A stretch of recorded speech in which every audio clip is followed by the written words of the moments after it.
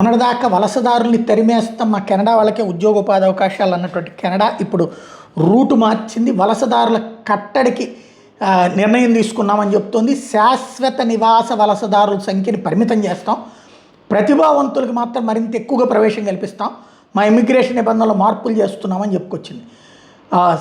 రీసెర్చర్సు, doctors, పైలట్ల కోసం express entry system పెడుతున్నారట. అలాగే ఆరోగ్య సంరక్షణ, విమానయానం, రక్షణ రంగాల్లో కార్మికుల కొరత తీవ్రంగా ఉంది. దాన్ని పూడ్చమే లక్ష్యంగా ఈ నూతన నిబంధనలు రూపొందిస్తున్నామని ఫెడరల్ ప్రభుత్వం ప్రకటించింది. ఎక్స్ప్రెస్ ఎంట్రీ అనేది కేవలం స్కిల్ ఉన్నటువంటి కార్మికుల ఇమిగ్రేషన్ దరఖాస్తుని పరిశీలించేందుకు ఏర్పాటు చేసిన ఆన్లైన్ వ్యవస్థ.